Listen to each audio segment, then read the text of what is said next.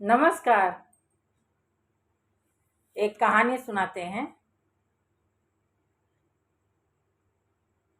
कि एक ब्राह्मण थे। बनारस में एक ब्राह्मण रहा करते थे। उनके पास एक बेटी थी और एक बेटा था। ब्राह्मण जी ने बहुत परिश्रम किया, बच्चों को पढ़ाया लिखाया, शादी ब्याह कर दिया। अब अपने कर्तव्यों से मुक्ति पाई। बेटे की शादी कर दिए, बहू आ गई। बेटी की शादी कर दिए, वो अपने ससुराल घर चली गई। अब पंडित जी समझे कि अब मेरा काम हो गया, अपनी सारी जिम्मेदारी बेटे को दे करके और तीर्थ यात्रा में निकल गए। यहाँ बेटा खुश है, बहू भी खुश है, बेटी और दामाद भी अपने घर में खुश हैं। बहुत अच्छा चल रहा था कि एक दिन अचानक आग लगी बेटी के घर में और बेटी का घर सारा जल गया, खाक हो गया। होनी को कौन टाल सकता है? कब किसके साथ क्या घटना घट जाए ये तो कोई जानता नहीं है। बहन का घर जल के और खाक हो गया। बहन ने संदेशा भिजवाया भाई के यहाँ, जाके मेरे भैया से बता देना कि मेरे घर में आग लग गई है और मेरा सारा घर जल के खाक हो गया है। भैया को खबर मिली। भैया बेचारे जैसे सुने वैसे पहुंचे बहन के यहाँ। लेकिन बहन के यहाँ पहुंचने में देर हो रही थी। बहन सोची चलें, हम ही क्यों ना चलें, भाभी से अपना दुख सुनाएंगे, भाभी से कुछ कपड़े, कुछ भोजन सामग्री लेकर के आएंगे, क्योंकि घर में आग लगी, कुछ भी तो नहीं बचा है। यह सोच करके ननद रानी खुद आती हैं और आकर भाभी को पकड़ के और रोने लगी। भाभी जी, मेरे घर में आग लग गई है, भाभी कुछ भी नहीं बचा है, न तो कुछ खाने के लिए बचा अन्न, न तो पहनने के लिए वस्त्र बचा। भाभी जी, सब कुछ जल गया है, खाक हो गया है। भाभी जी धीरज बंधाकर ननद रानी को और बैठा दी, बैठिए, और जा करके जोन्हरी, जोन्हरी मतलब ज्वार डाल दी हैं, फैला दी हैं धूप में। जो जोन्हरी पीट ली जाती है उसमें से जोन्हरी निकल जाती है, कुछ शेष बची होगी, मतलब खोखला। अब उसमें से कुछ शेष बची होगी, यही सोच करके कि इसके अंदर है, धूप में भाभी जी डाल दी हैं और फैला रही हैं, उससे बोल रही हैं। उस जोन्हरी से, जोन्हरी की जो बाल होती है जिसको भाभी जी ने सूखने को डाला है, उस जोन्हरी से बोल रही हैं कि सूखा सूखा खोखली। खोखली यानी सारी जोन्हरी तो पिट गई है, खोखली उसमें कुछ भी नहीं बचा है, कुछ शेष भाग बचा है जोन्हरी का, 2-4 दाने एक भुट्टे में होंगे। तो बोल रही हैं कि सूखा सूखा खोखली, ननद आइन भूखली।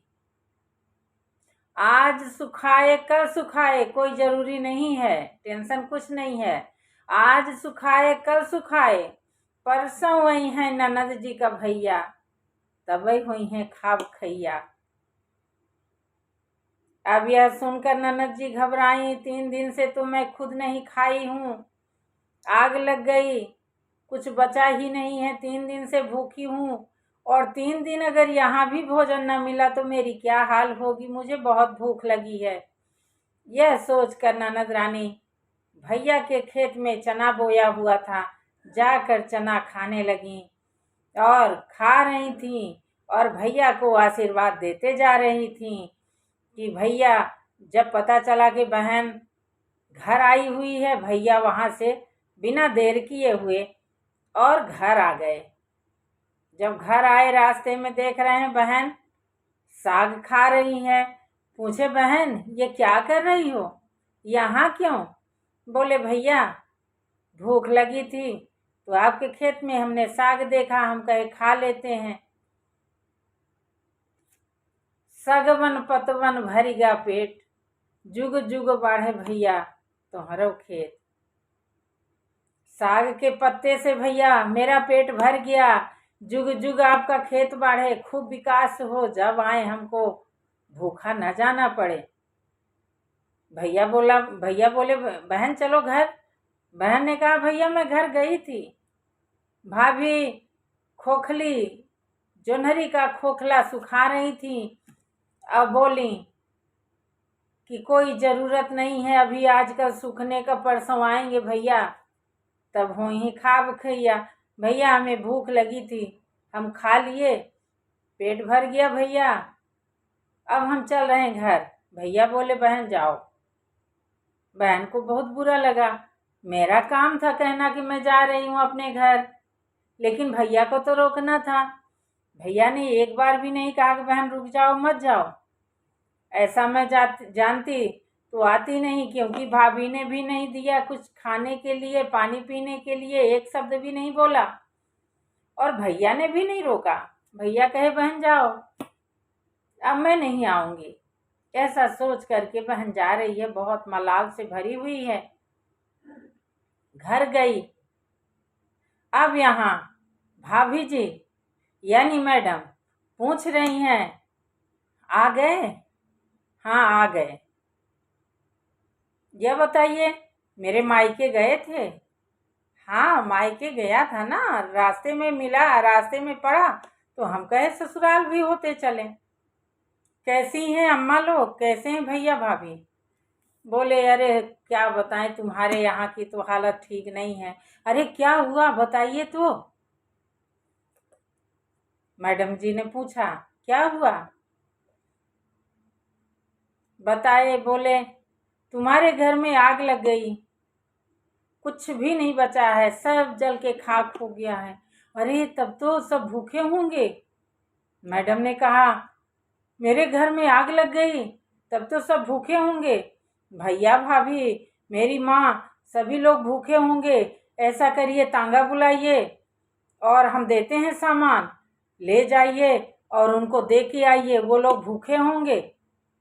तांगा बुलाए भैया, और भाभी जी ने सारा सामान अचार और मिर्चा नमक से लेकर दाल चावल आटा कपड़े ओढ़ने सारा सामान रख दिया, तांगा भर के पूरा। ले जाइए, मेरे भाभी को दे देना और कह देना जरूरत पड़ेगी तो और बताएंगी, हम और भिजवा देंगे। और अपने बेटे को भी साथ में भेज दी।